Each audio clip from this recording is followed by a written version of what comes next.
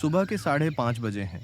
गांव की हवा अभी भी ठंडी है, पत्तों पर ओस की परत जमी हुई है और दूर पेड़ पर बैठा कोयल अपनी सुबह की पहली आवाज दे रहा है।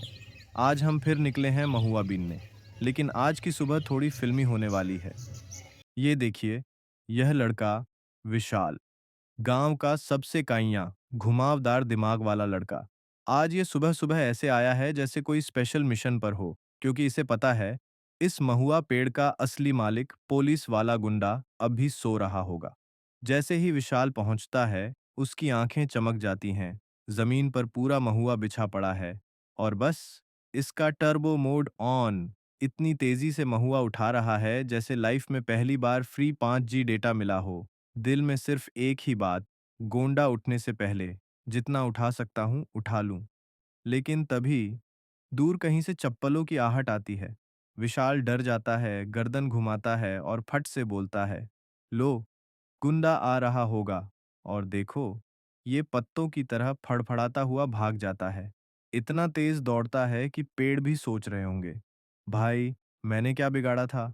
अब आता है हमारा हीरो, कबिन था। पुलिस वाला गुंडा, लेट सही यारो लेकिन स्वैग के साथ। भागे लगा जैसे ही महुआ देखता है, पहले तो मुस्कुराता है, लेकिन फिर अचानक चेहरा बिगड़ जाता है, क्योंकि आधा महुआ तो कोई उठा चुका है और उसे अंदाजा भी है कि ये हरकत किसकी होगी।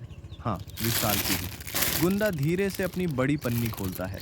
ये टोकरी नहीं रखता, काके गांव जाला का है। स्टाइल ही अलग है। एक तरफ पन्नी, दूसरी तरफ महुआ की मीठी खुशबू और बीच में हमारा गुंडा, जो मन ही मन विशाल को कोस रहा है। अब इस बीच थोड़ा महुआ के बारे में भी जान लीजिए, क्योंकि ये फूल जितना अच्छा लगता है उतना फायदा भी करता है। महुआ को सुखाकर लड्डू, हलवा और पराठे तक बनाए जाते हैं। इससे महुआ शराब, देसी दारू बनती है, गांव में काफी मशहूर। महुआ का तेल त्वचा और बालों के लिए जबरदस्त होता है। थकान, कमजोरी और ठंड में यह शरीर को गर्म रखने में मदद करता है। महुआ की लकड़ी आग जलाने में उपयोगी होती है, यानी एक पेड़ 100 काम। इसलिए विशाल भी जल्दी जल्दी उठाकर भाग गया था। गुंडा अब आराम से महुआ उठा रहा है, हम्म। लेकिन एक एक दाना उठाते हुए उसके दिमाग में बस एक ही विचार, विशाल ने फिर से चालाकी कर दी।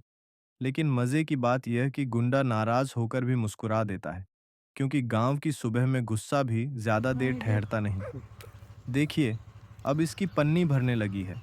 गुंडा उसे बांधता है, कंधे पर रखता है और चलते चलते बोलता है, चालो, आज आधा सही, कल पूरा पकड़ लूंगा विशाल को। लेकिन उसके चेहरे पर वो हल्की मुस्कुराहट बता देती है कि गुस्सा 10%, मजा 90% है। और इसी तरह खत्म होती है हमारी आज की महुआ वाली सुबह। विशाल की चालाकी, गुंडा की लेट एंट्री और प्रकृति का ये ताजगी भरा माहौल, सब मिलकर ये व्लॉग यादगार बनाता है। अगर आपको ये गांव की असली वाली कहानी पसंद आई हो, तो हुलुलुलु व्लॉग्स को लाइक, शेयर और सब्सक्राइब करना मत भूलना। फिर मिलेंगे कल सुबह एक नई कहानी के साथ।